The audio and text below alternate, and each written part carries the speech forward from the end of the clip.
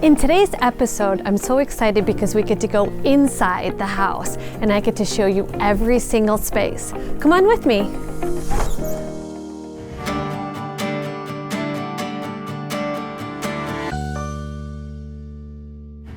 Hey, I'm Michelle, an interior designer dedicated to helping you create the home of your dreams. Welcome back to my series, Hillside Farmhouse. I'm so excited because we are gonna tour the property today and I can't wait to show you every space because this house packs so much punch. Before we get started, remember to like this video and hit that subscribe button to follow me here. You won't wanna miss an episode.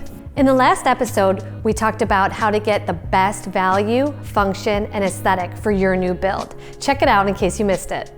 So here we are in the family room, and the fireplace was another big decision between me and the builder. We went over and over this layout for weeks and decided on bringing in the drywall up to here. I mean, there's a couple different ways that you can do this, right? You can flank each side of the fireplace with built-ins, floor to ceiling, or you can run the stone up halfway point below the TV, or what we decided to is take that stone facade, the same stone from outside, and bring it inside to again keep on that same mountain aesthetic and bring it inside and all the way up, and then clean up each side of the fireplace with floating shelves that are going to be lit for accessories inside. That way it gives us that mountain modern look again. I was able to achieve that working with the builder,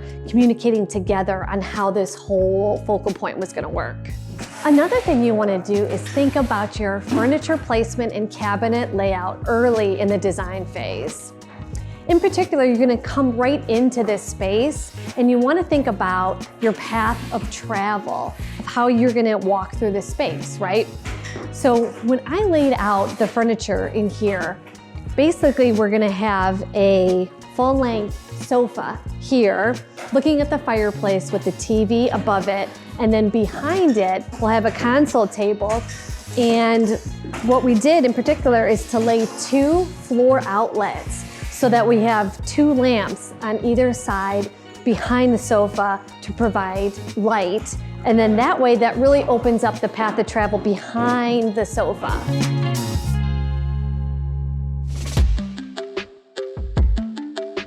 So here we are in the kitchen, and what the focal point of this room is going to be is this beautiful range wall. It's going to be 36 inches wide, and then on either side of it, we'll have 36-inch wide storage drawers for pots and pans, forks, your knives, all that good stuff.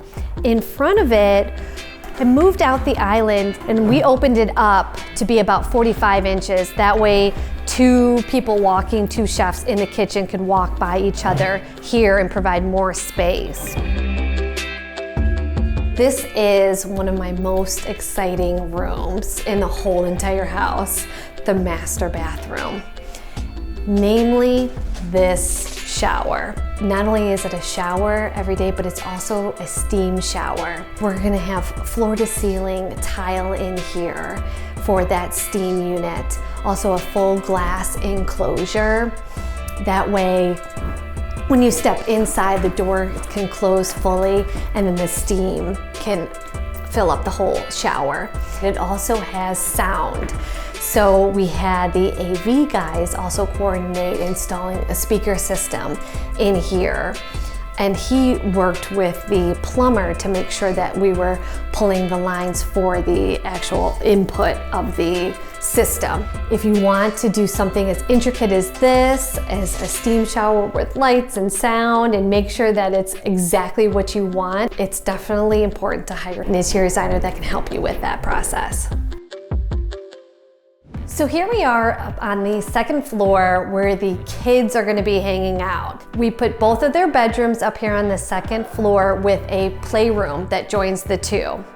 This is going to be my daughter's room where she has great space and natural light coming in, and also a room to grow with her.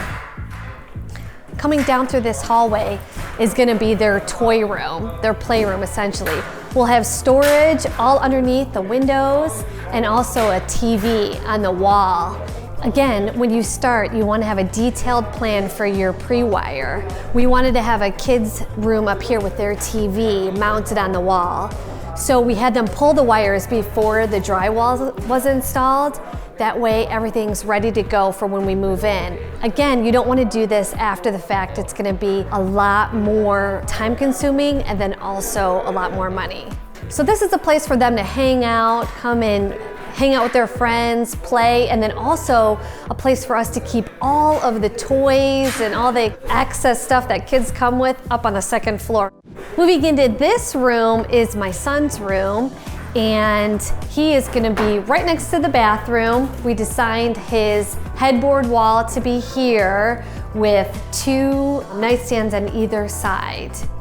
So during the initial design phase, we were in with the architect and we were looking at the floor plans, and the way that this house was laying out was that this floor was going to run all the way over the family room.